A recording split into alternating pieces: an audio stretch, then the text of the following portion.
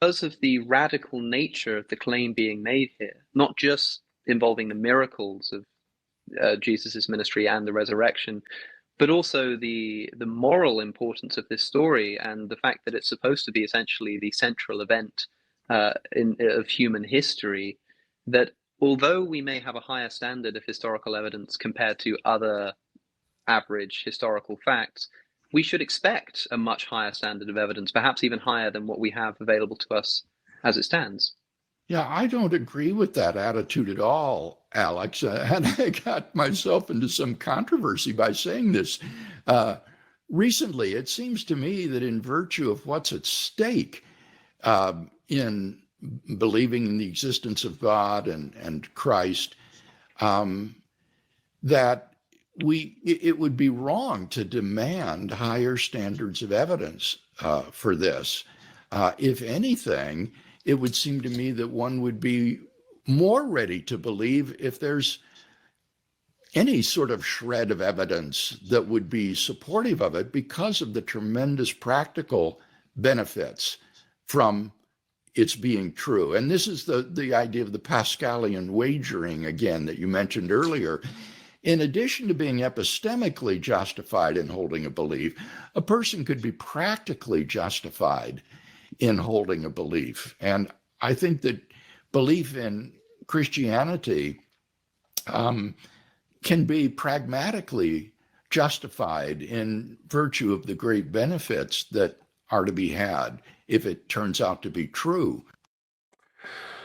Welcome to the Revo Report. We're inspiring faith with reason and reason with faith. Yeah, I think, when you talk about the question of evidence for Christianity, and this comes up often to refute Christianity, the assumption that extraordinary claims require extraordinary evidence. Is it really fair to demand more evidence from Christianity than for other historical claims? Because if you compare the historical evidence of Christianity versus any other historical record, Christianity, the New Testament is in a league of its own. It was C.S. Lewis, I think, that said that the Christian faith does not call for us to put away our reason, it calls for us to step beyond it. And biblical faith is not blind faith. It is trust based on evidence. And I think Christians have evidence. I think there's a lot of people, throughout history, a lot of people have followed Jesus Christ and have believed in the resurrection of Christ because it's supported by credible historical data, archaeological data,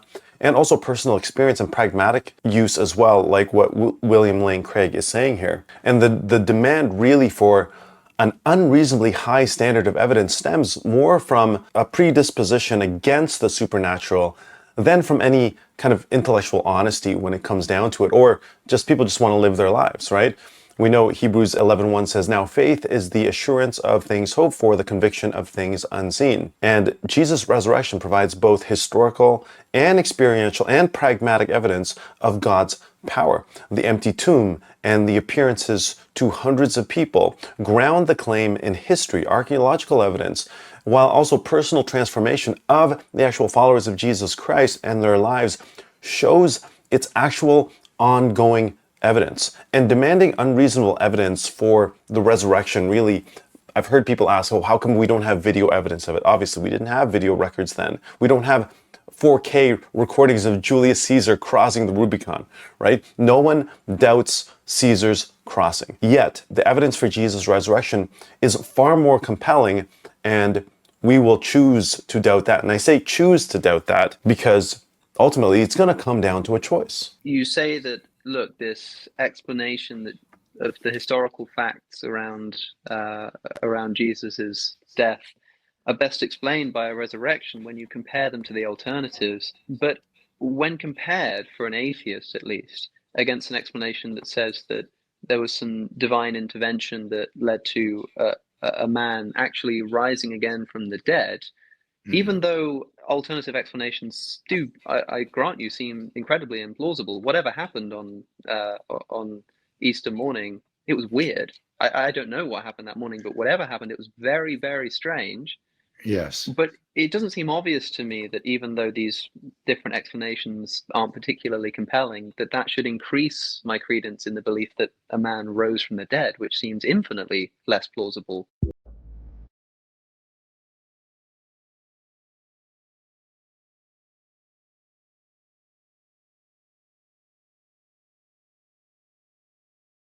Jesus rise from the dead.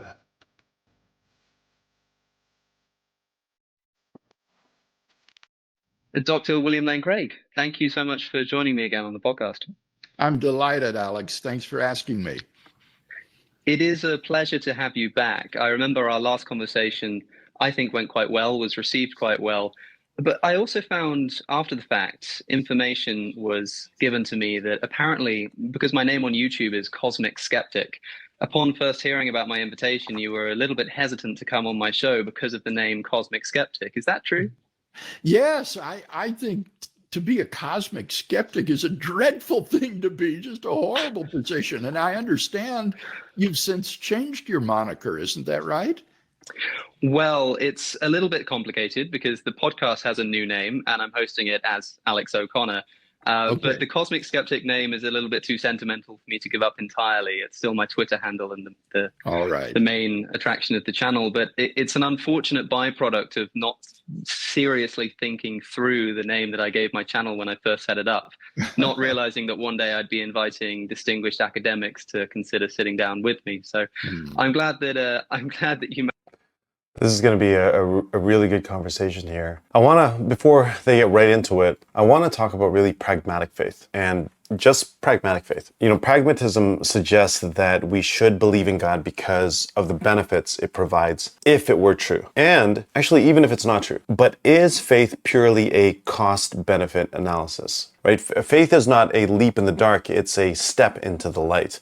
And while Pascal's wager highlights the stakes of belief, biblical faith is not transactional. Our relationship with God is not transactional, but it is relational. And really, it's not about merely hedging bets, but responding to the God who seeks us, the God who desires a relationship with you. Seek the Lord while he may be found. Call on him while he is near. Isaiah 55:6. Jesus doesn't call us to faith because it's a good gamble. He calls us to himself because he is the way, the truth, and the life. He invites us into a relationship, not into a wager. Imagine marrying someone because of their wealth instead of love. The benefits are there, but the heart of the relationship will always be missing. And we're going to talk about this. We're going to get into that, but let's continue on here. Managed to see through that and sit down with me anyway and to do it again. Well, certainly. And before we begin, Alex, I just want to say how really deeply sorry we were to hear of the passing of Queen Elizabeth. Our condolences go out to all of you folks throughout Great Britain and the Commonwealth. She was a marvelous woman and lived a life of incredible service and dedication to her people, and will be greatly missed. I'm quite happy to hear you say that, especially given that I made a video, which you may or may not know that I made a video very recently, being quite critical of the monarchy and the reaction to the Queen's death. So did you not see that? That's mere coincidence. I did not see it, but I'm something of an Anglophile, having studied in Britain and having roots in Britain. That explains Alex O'Connor's reaction there as he was giving his condolences. You could see Alex kind of, where is it? He's kind of the passing of Queen Elizabeth. Right there. Okay, you see Alex react right there. He just you see kind of a micro expression happen. Our condolences go out to. So he's almost, I don't know if he finds it humorous that he's getting offered this condolence all there. Of you folks throughout. It's like he's holding back a laugh, right? He's holding back something. Great Britain and the Commonwealth. She was a marvelous woman and lived a life of incredible service and dedication to her people, and will be greatly missed. Yeah, I think I haven't watched the video, so I'm definitely gonna. I'm quite happy to hear you say that, especially given that I made a video, which you may or may not know that I made a video very recently, being quite critical of the monarchy and the reaction to the Queen's death. So did you not see that?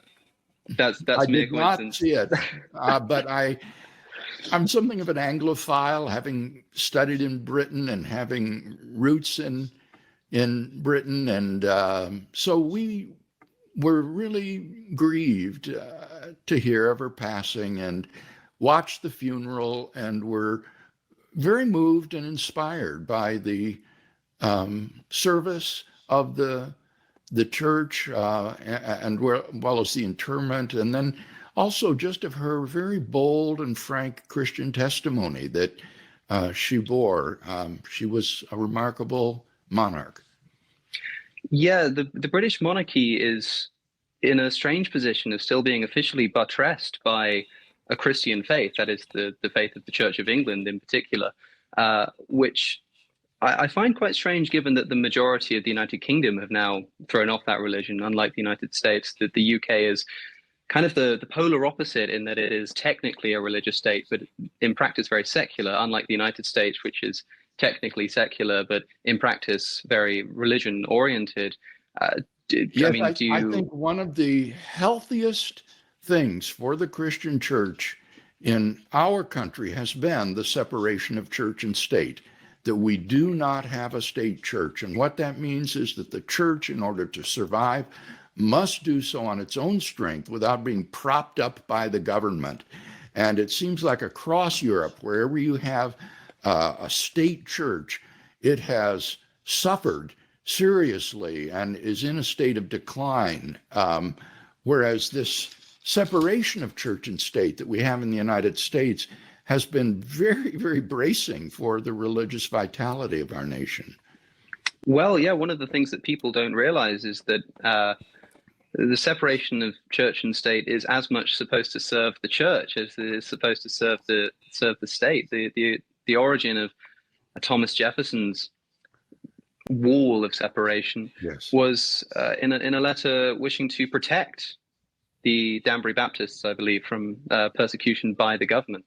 Mm-hmm. And so it actually works the other way around to what a lot of people think it is. Now we hear talk of the separation of church and state as don't allow religion to meddle in government affairs, but it has its origins in an equal and opposite force, not allowing government to interfere in religious affairs too. Yes, that's absolutely right. We've got in this country both what's called the Establishment Clause and the Free Exercise Clause. And this guarantees not only that religion doesn't interfere in the government, but that...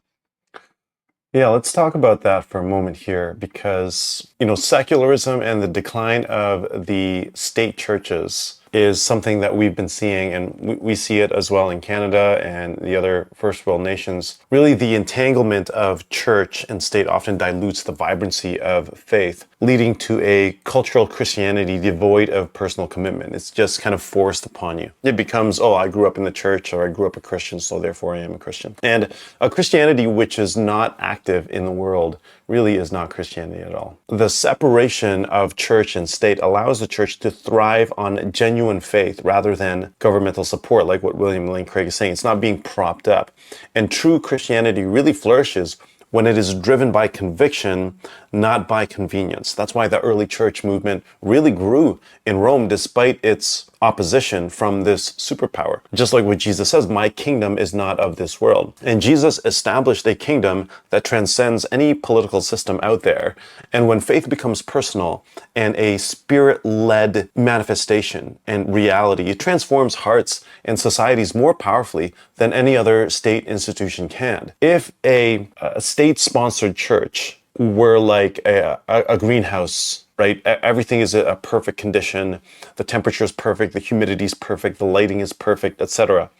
Protected, but unable to survive in the wild, then it will eventually die out. And we see that happening in Europe. You see that happening in Great Britain. And the vibrant faith of a persecuted church actually shows its divine resilience. Look at the church, for example, in Korea, where it really grew, the church in China, which is one of the fastest growing churches, the church in the Middle East, which is one of the fastest growing churches, right? The government cannot infringe upon the free exercise of religion in this country. And that is a precious right, which is often under duress and needs to be defended, but is extremely important. I think you're quite right about that.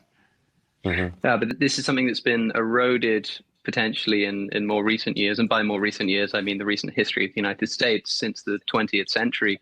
The printing of "In God We Trust" onto the currency seems a little bit strange for a secular a nation whose original motto was "E pluribus unum." Putting reference to God in the Pledge of Allegiance, things like this. I wonder, as a Christian yourself, who will doubtless celebrate the values that are being instilled into these institutions, are you nonetheless hesitant to see them officially embossed in this way in what should otherwise be a secular nation? That's a very interesting question, because I must admit to feeling a degree of discomfort about those very things, because the way in which they're justified is that this kind of civil religion is so general and so innocuous that it becomes virtually meaningless and therefore is not intended to establish religious faith. And to me, securing that kind of expression at the expense of meaninglessness and inconsequentialness is a high price to pay. So I do feel somewhat uncomfortable about that. I would rather have these phrases be imbued with deep, significant meaning and excluded than included at the price of triviality. Yes, well, I see this problem happening all the time. I remember, for example, in my Catholic upbringing, being forced to recite the Our Father and the Hail Mary, goodness knows how many times per day. And it got to the point where it's as though the words didn't mean anything to me anymore, because I was reciting them as if a poem or something, rather than really reflecting on every single word. Do you think, actually, I mean, because the Our Father in particular, it comes from a gospel recording of Jesus when asked by his disciples, "How is it that I pray?" Jesus responds by saying, "Well, pray to our Father who art in heaven, hallowed be thy name." And these are where the words come from. Do you think that the Our Father is supposed to be recited in maybe a word for word, or at least statement for statement fashion? Or do you think that that was more an intention of generally how someone should approach prayer? The latter. I think it was supposed to be a schema that you would follow in your praying. You would first honor God and his name, and then you would pray for your daily needs. And this wouldn't simply be provision of food, but for other needs, and then for the advent of God's kingdom. It seems to me this is sort of a general schema that we as Christians can follow in our prayers, but not to be something that is said by rote memorization. Yes, I remember.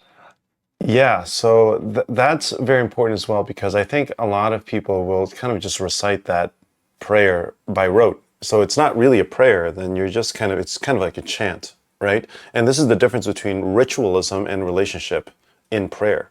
Because you're not, for example, you're not going to go to someone who you have a relationship with and then come up to them and say, okay, well, you know what, I'm going to read this speech that I have prepared for you. No, you're going to have a real conversation with them. You're going to have a real interaction with them. You're going to have a human dialogue with them that is two-way and not just something that you've memorized and put together and then now you're just reciting it every single time.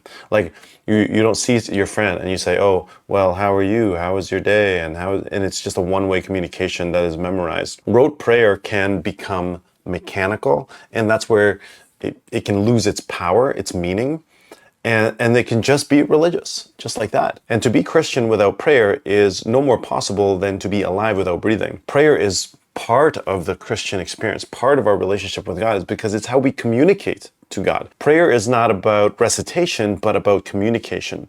And Jesus provides a model for that prayer in the Lord's Prayer. Our Father who art in heaven, hallowed be thy name. Our Father. Okay, so you're acknowledging him as your Father. You're acknowledging the relationship you have with him. Hallowed be thy name. You praise him. It emphasizes a relationship, a reverence, and a reliance on God. Just like William Lane Craig broke down, you talk about your needs. You talk about protection. You talk about deliverance. And also, like what Jesus said, he says, when you pray, do not heap up empty phrases like the Gentiles do, for they think that they will be words. It's not about how many words. It's not about how articulate you can be. It's about bearing your heart to God. And Jesus modeled intimacy with the Father, teaching us to approach God as a loving father, as a loving parent. And prayer becomes meaningful when it flows from a heart engaged with God's will. And rote prayer is like saying, I love you on autopilot. You would never just autopilot, I love you, right? You would never just have poems memorized and talk to your wife or talk to your girlfriend or boyfriend, whatever. It loses its depth. Genuine prayer is like a heartfelt conversation with a trusted friend. It is a dialogue. It is a moment of relationship. Remember that one time, and psychoanalyze this as much as you like, but I had a dream that I was dying in a plane crash, and it kind of confirmed this no atheists in foxholes narrative, and that when I was in this plane crash in my dream, one of my first instincts was to say an Our Father, to think, look, just in case, let's see what we can do here. And one of the things that occurred, and it was in that strange situation where you're kind of in control but not in control of what you're doing in a dream. It wasn't a lucid dream, I started saying the Our Father, but I went out of my way to say it in original phrasing. I tried to change every single word or every single phrase. That's commendable. And it was as if in that moment of where prayer, if it's going to be tried and let's see if this really works and done properly, it was an exercise in trying to really actually get to grips with the words. And I think this is where a lot of religious instruction may go wrong, and what puts so many people off is this ritualistic approach to engagement with religion that you see across schools, when it should be about actually engaging with the subject. I really have a lot of respect for Alex, and what he's experiencing right now, I actually pray for Alex, right? Because he's an intellect. He's an intellectual powerhouse. He's incredibly intelligent. And to have a moment like that in a dream where you're dying and your first instinct is to talk to God, that says a lot about where Alex is. That says a lot about where his agnosticism is. Because to have this natural instinct in a dream, like he said, it wasn't a lucid dream. So he didn't know he was dreaming, but he had this instinct to pray to God. Hey, just in case you're out there, God. And he tried to make it personal. He tried to make it real. And that is the difference between a rote prayer and actually trying to connect with God. So I'm praying in Jesus' name that Alex would actually get to know God, that Jesus would reveal himself to him in a way that is so real that it would be undeniable for Alex to deny him. Yes, and what you did in your dream was you made that your own by putting it in your own words instead of just a ritualistic recitation. You made it a genuine prayer in that sense. I think that's commendable. Yeah, and that's the first time I've mentioned that story publicly, and I do wonder what the religious online will make of it, because they'll probably want to read into it a bit. I must say that I think it's a little bit... Yes, we will definitely read into it. We will read all into that. I'm sure we will, just as I have. Weak and potentially self-defeating for people to say, aha, see, in your moments of despair, you turn to God. It's as if saying, look, I know that we can't convince you with reason and argument and evidence, but I tell you what, when you're in your most desperate situation, then maybe you'll finally consider it. I don't know if that's as strong of an argument as it could be, just to preempt that response from people. But I did find that interesting, that was that was a response, as if I was finally willing to take this Pascalian wager that I've been told so many times is actually a con.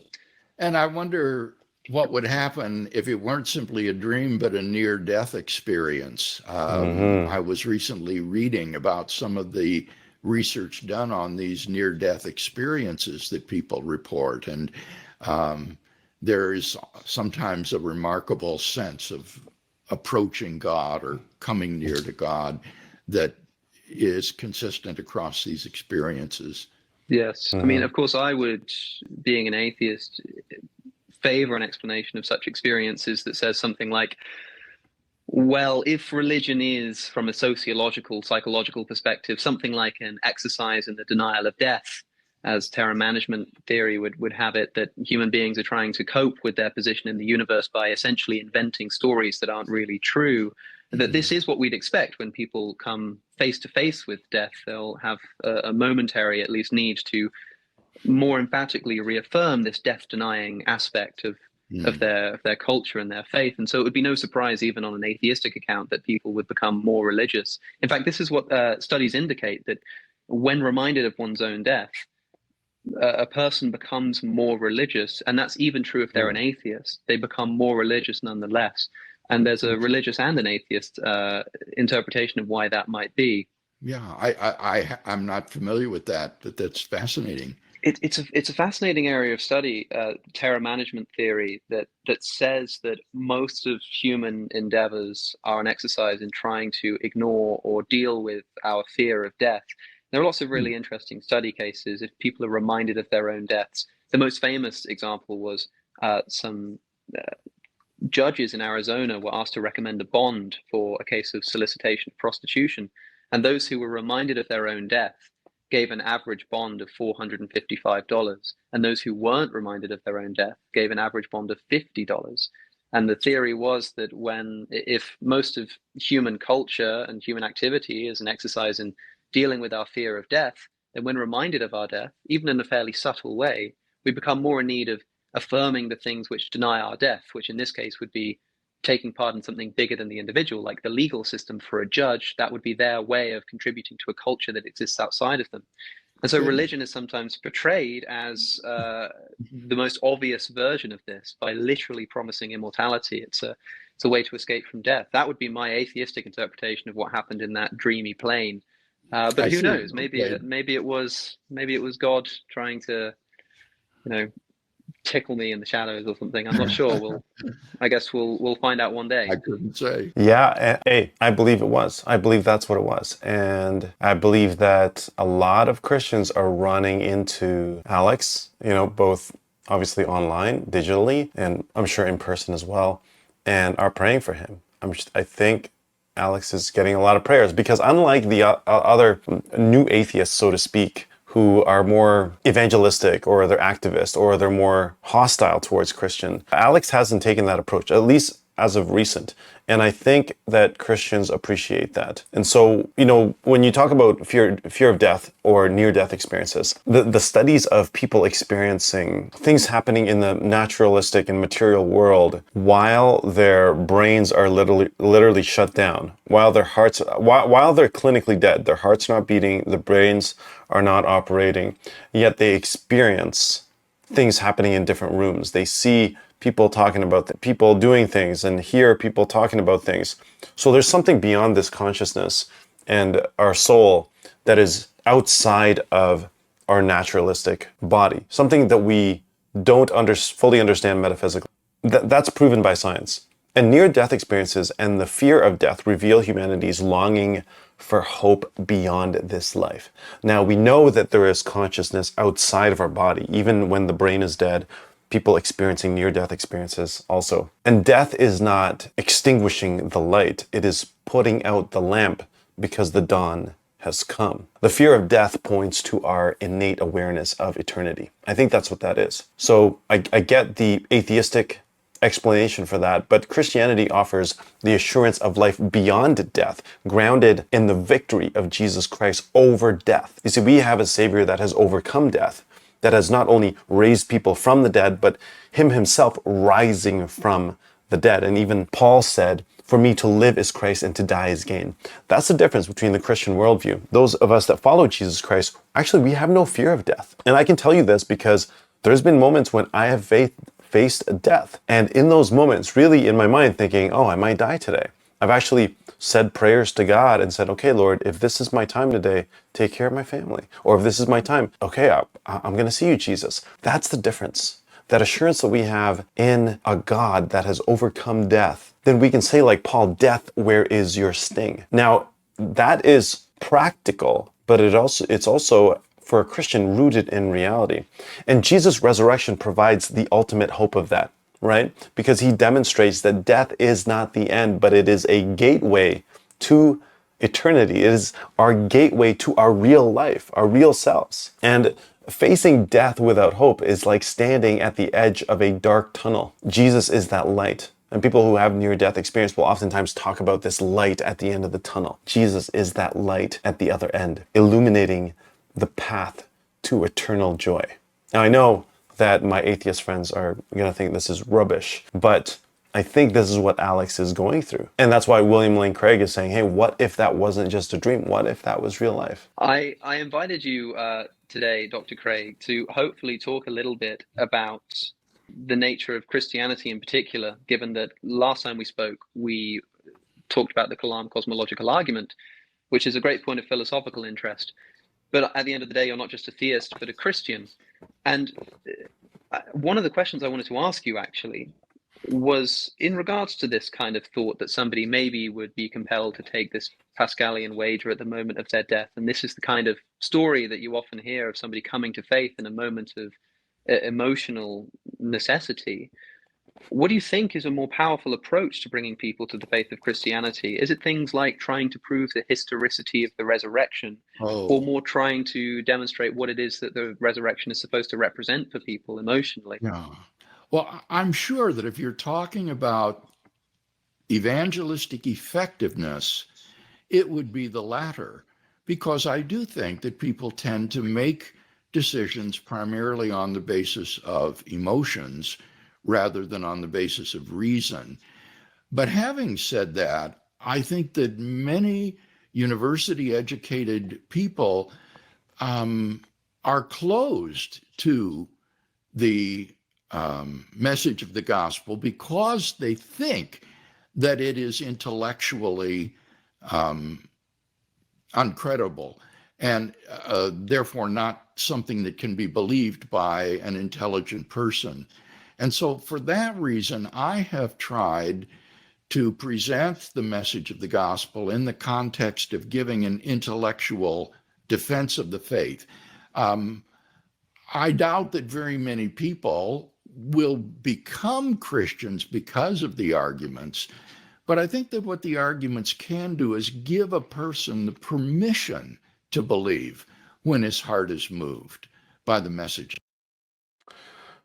Yeah, this is exactly that. And the resurrection, although it is difficult to believe, and I'll call it the unlikely truth, right? Because the resurrection seems impossible, implausible, and it can lead a lot of skeptics to prefer natural explanations, no matter how far-fetched, it can get. But the resurrection is not merely important to the historic Christian faith. It's that without the resurrection, there would be no Christian faith. And the implausibility of the resurrection is precisely what makes Jesus so compelling, because God operates outside of the naturalistic expectations to reveal his power.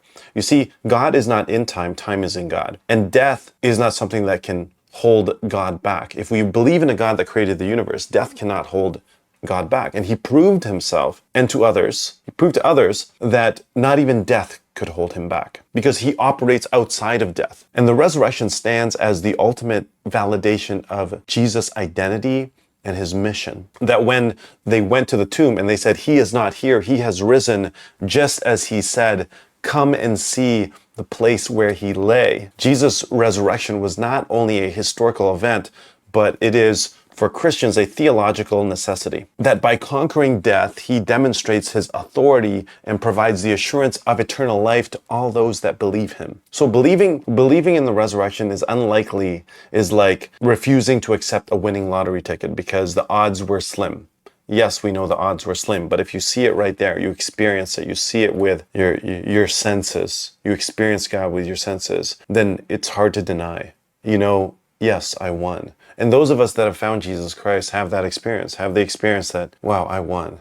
And that's why a lot of Christians will lay down everything for that, because they've experienced winning. They've experienced winning the most valuable relationship that they could ever have. Of the gospel. I see. So when talking to, say, an atheistic crowd, I've seen that in some of your lecture tours. I attended one in person, actually, when you came to Oxford just before the pandemic, I think.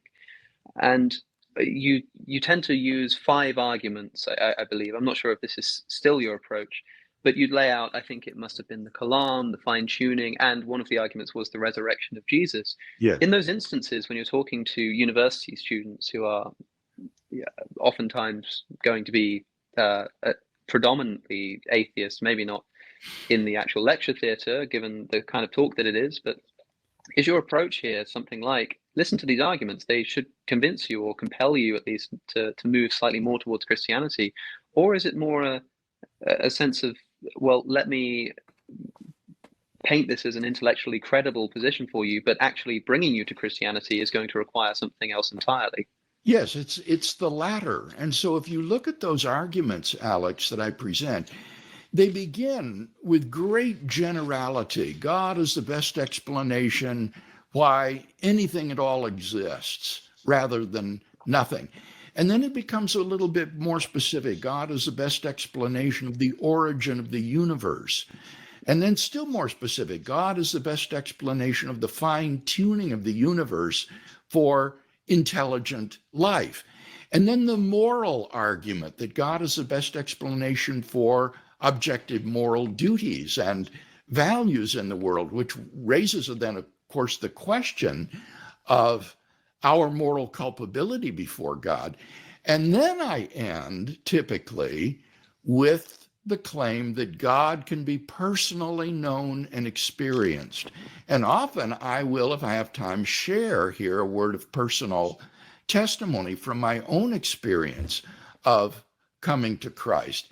And so it moves from the intellectual to that more personal dimension and attempts to end with a definite personal appeal to people to explore a commitment to Christ and to know him in a personal way.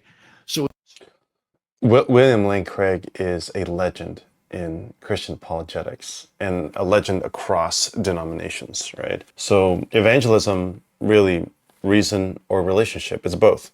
But you start with reason first. And when you ask, should evangelism focus on an intellectual argument or should it be an emotional engagement, an emotional appeal? Really, the answer is both. There's a saying, preach the gospel at all times and use words if necessary. That our lives will preach the gospel, so to speak, because effective evangelism requires both reason and emotion and relationship. And so Christian apologetics removes barriers to belief while personal testimony demonstrates the transformative gospel, the transformative power of the gospel. And apologists will often go by, always be prepared to give an answer to everyone who asks you to give a reason for the hope that you have. We have to have an answer. And Jesus did that. Jesus engaged both the mind and the heart, using parables to teach profound truths and relationships to demonstrate love. And Christians are called to emulate this holistic approach that Jesus had. Evangelism is like planting a seed. Intellectual prepare the soil, but genuine love and a relationship waters the seed so it can actually grow. And that is the job of the Holy Spirit, that we believe that that is the job and responsibility of God to do it, that we are scalpels in the hand of the great physician. You see, Jesus specializes in transforming chaos into clarity and doubt into faith. He takes the broken fragments of our skepticism and weaves them into a tapestry of redemption. And just as the disciples went from fearful fugitives to bold proclaimers of the resurrection, he can turn your mess into a message of hope, your doubts into a testimony of trust, and your questions into a deeper purpose rooted in his truth. Know that the same power that raised Jesus from the grave, that turned death to life, is available to breathe into your life and give you a confident hope that transforms not just your intellect, but your soul. That God didn't come to just make you better or good. He came to turn you from death to life.